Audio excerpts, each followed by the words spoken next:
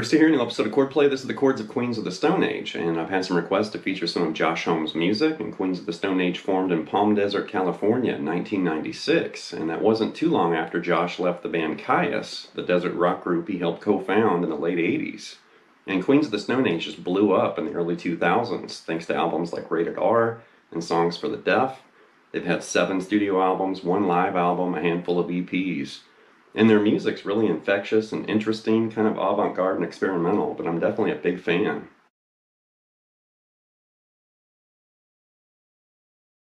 Josh Homme is a very different guitarist, very experimental and avant-garde, very left field and kind of forward-thinking, and mixing elements of rock, hard rock, metal, and punk together with some experimental things kind of thrown in there too.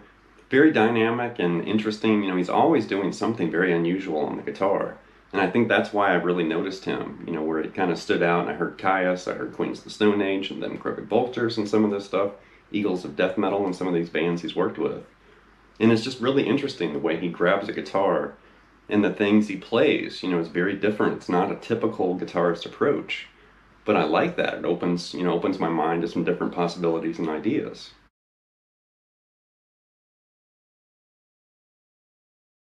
And then mentioning some of the people he's worked with in his career, aside from Caius and Queens of the Stone Age, he's also a member of them Crooked Vultures, and he cut an album with John Paul Jones and Dave Grohl, which is a great album. And he's also worked with Billy Gibbons off and on over the years. I think Billy's actually collaborated with him on some of the Desert Session, albums that he's released. And I did read a recent interview with Billy Gibbons, and I think he's going to appear on the next Queens of the Stone Age album. And he did, kind of verify that Dave Grohl is a part of the new album too. So I'm anxiously anticipating that new Queens album where it's like Billy Gibbons is in there and Dave Grohl. It should be a great record.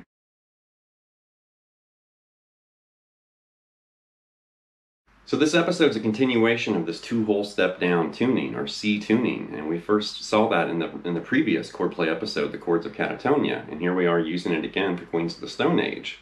And I do have plans for one more episode that's going to use this tuning. I'm just trying to flush this out of my system. But this entire episode is going to be tuned down 2 whole steps, just like the Catatonia Chordplay episode. And the music in this episode is really just going to be pulled from 2 different Queens of the Stone Age albums. Because Josh has definitely experimented with different tunings, but I kind of locked on to these songs that are using this, detuned drop tuning. So here we go.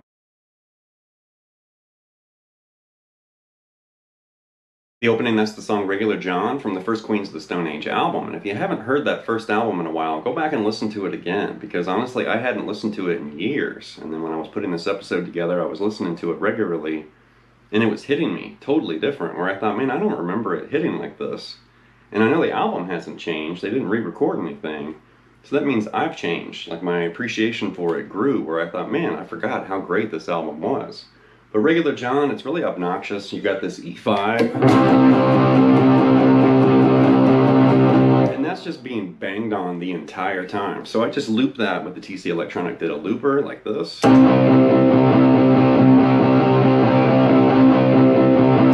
that just goes on forever. And then you've got these volume swells, which is really interesting. It's a volume swell on a D, to a G, to a C sharp, to an F sharp. And, 2 of those 4 notes make sense referred to E, and then 2 of them don't really make sense. So it's kind of, a very strange, note arrangement, but you're doing volume swells and you're just adding some vibrato. Something like that. It almost has this haunted, kind of scary sound. And you're just doing that with the power chord that's being banged on.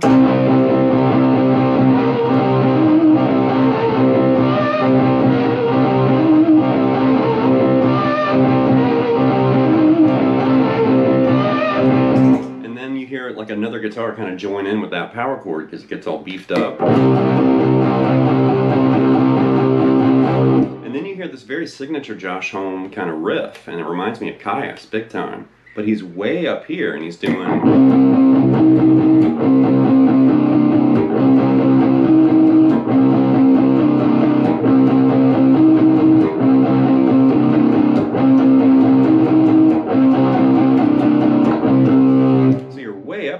really just an E octave there on the 19th fret with the low E open. Keep in mind we're tuned down 2 whole steps.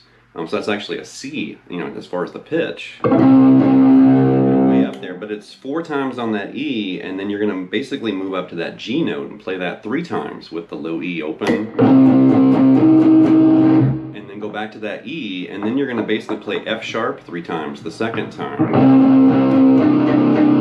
So it's this kind of alternating, you know, G and F sharp, you know, kind of note movement.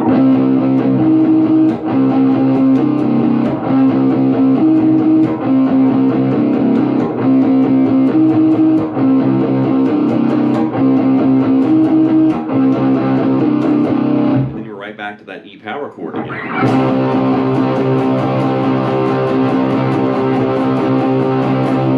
That's just brutal. It's A to B, and then an F over C, a C over G, and then a D over A, like those stacked power chords. You know, just banging on those chords. You know, really interesting song, and check that out. Just the way it's, like I said, it's very obnoxious, and just that E power chord forever. But I definitely like the way it just kind of turns into a song after all that. The next example comes from the song Song for the Dead, and this is from the Songs for the Deaf album, which is on the wall right there, and it's this funky, almost kind of reminds me of Hendrix a little bit, but something like this.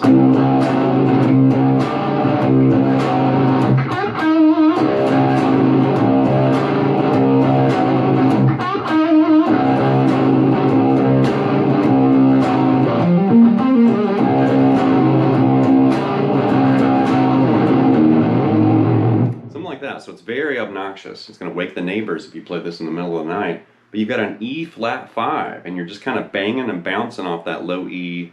So it's an E flat 5 to an F flat 5, and then back to that E flat 5. And then you're doing a series of different fills. So you're literally just banging on it. And then you're doing this, you know, bend on A up to B, and then grab that G on the 12th fret there on the G string. You know, and think Jimmy with that lick. You know, Jimmy usually slid, but you're bending like that. So,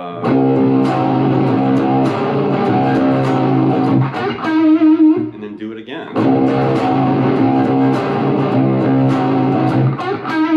And then the next fill is...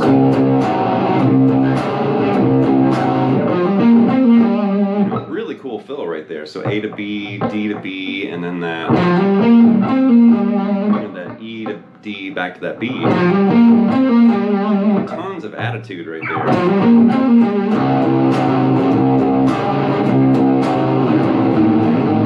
And then this is really interesting. So it's all flat 5 chords. And there's a E flat 5, and then a G flat 5. And then you're going to move all the way up here to a D flat flat 5. You know, which is really cool. So you, E flat 5, and then this G flat 5, you're playing G and D flat. And then when you move all the way up to the D flat flat 5, now you're playing D flat and G. So it's like the previous chord, but flipped like that. You know, really cool. And then right back to the bouncy kind of Hendrix riff.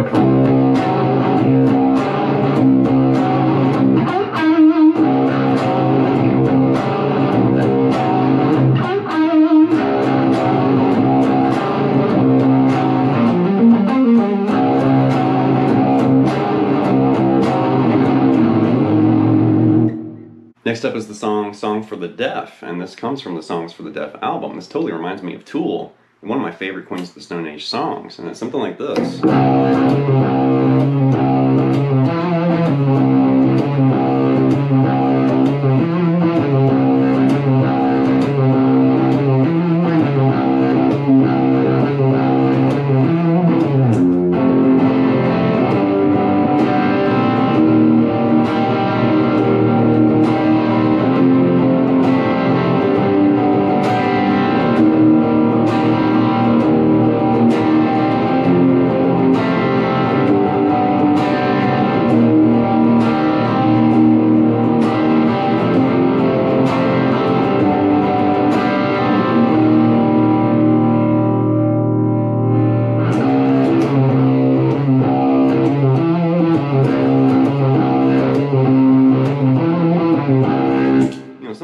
that. So it starts with this really interesting single note riff that totally reminds me of Tool, big time.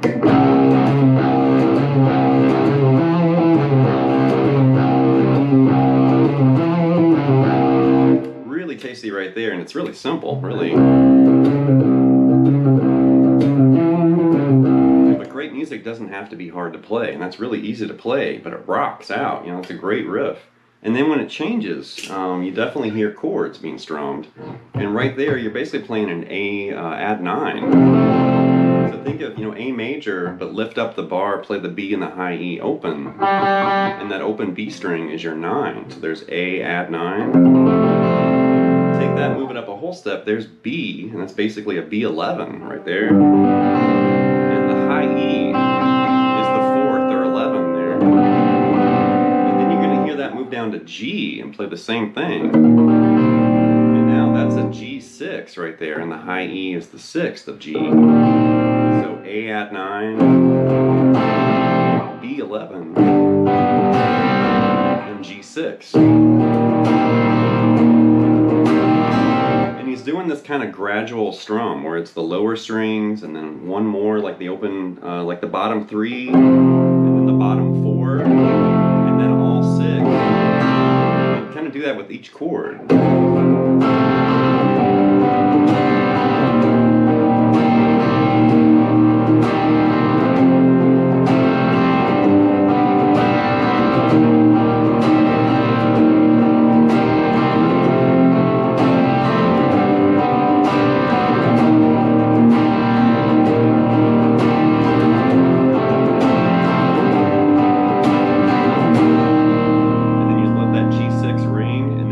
Back to the Tool riff.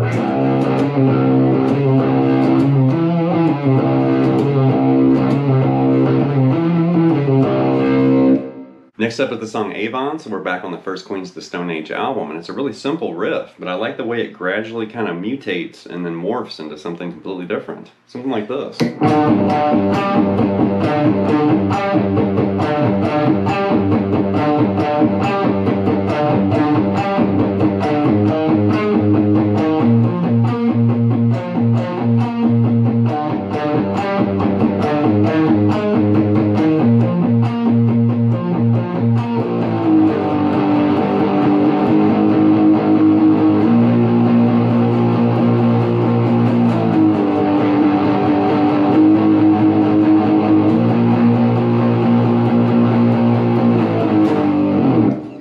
So it starts with this B5, and we're separating the notes and creating like a little melodic riff, like this. So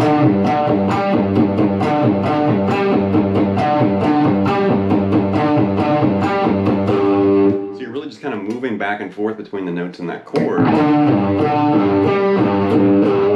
that creates that rhythmic kind of pulse and that riff.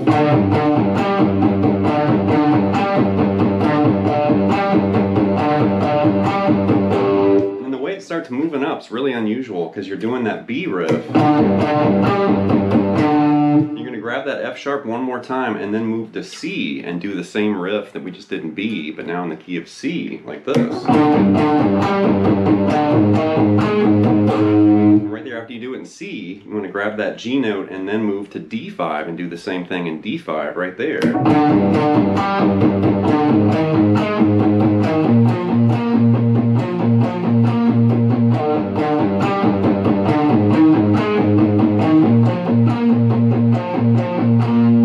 After you move through that sequence of chords, then it just turns into a Weezer riff, big time, and you're just climbing down chromatically.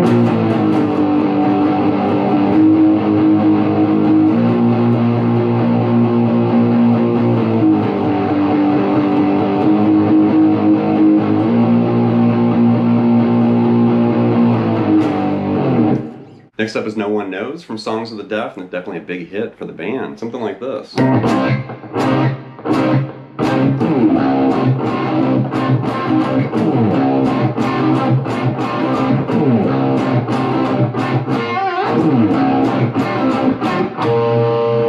Something like that. So we're basically starting with this super stretchy E minor right there, and I've seen some, you know, weird transcriptions for this song, but if you watch the music video, you can actually see Josh's pinky kind of hovering around the 12th fret right there.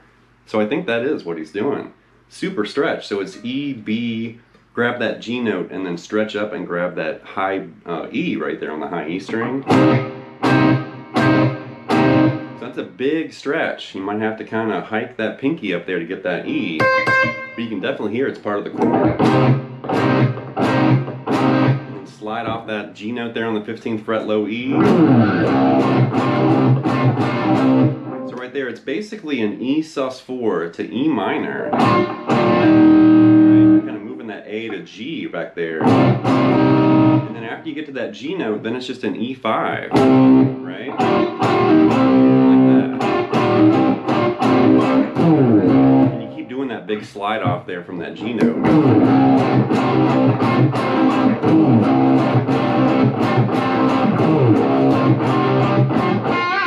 And then you hear a bend. He's actually bending that A to B and back. And I'm not really sure if it's part of the chord or just a single note. I usually end up just grabbing the single note there. And then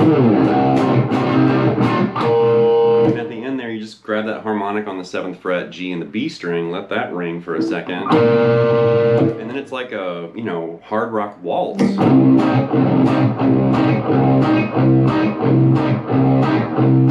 an interesting riff. You know, what a wacko guitar part, but a killer song. And Grohl's drumming in this tune just makes me want to play drums so bad. Killer stuff. One more time here.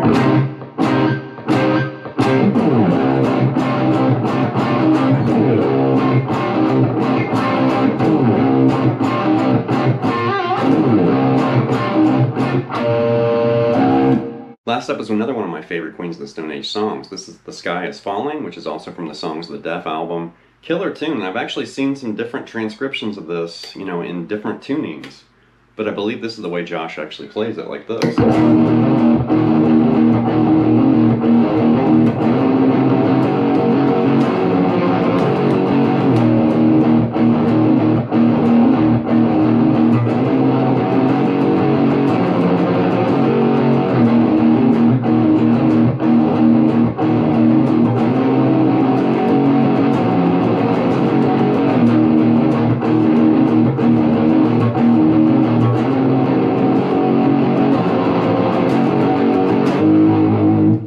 So the first part's stretchy, and you're basically going from a G5 to an implied G sus4, and you're doing a pull-off right there. And then you want to basically grab that G5 again, and then do a hammer-on to a G6. So you're grabbing that E note, like this. And then back to that G5.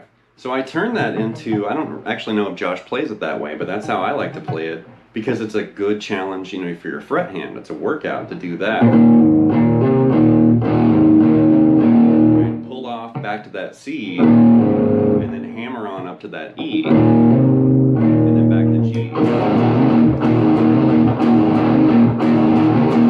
And then it's a B flat, flat 5, and then B flat 5, and then an implied B flat major 7. You grab that A note, and then back to that B flat 5. And you're just looping that like this.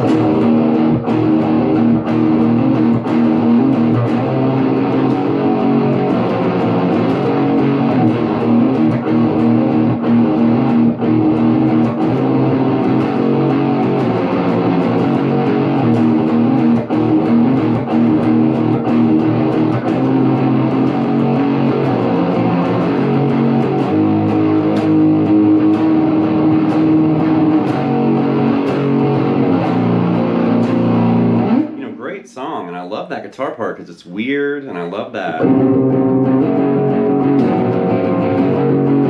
know, really tasty stuff, and it draws your attention, you know, like what's going to happen next. That's going to wrap this episode of Chordplay with the Chords as Queens of the Stone Age. And definitely, like I mentioned earlier, Josh Homme's a really interesting guitarist. He's been on my radar for a while, and it seems like over the years my appreciation and respect for him just grows, where it's like, okay, I like this guy.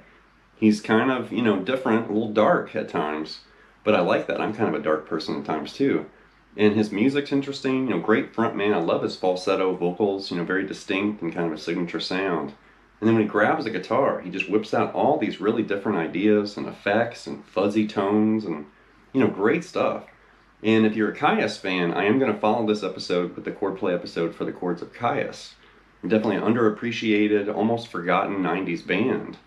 And I think their music's definitely far more interesting than most of the stuff that people remember from the 90s, where it's like, wow, there's something about this desert rock kind of really, left field approach and this desolate, dark, kind of angry, sound that Josh has tapped into. I like it. So anyway, leave some feedback and comments. Please subscribe to Night Lessons, and I'll be back before you know with more content and material. Thank you.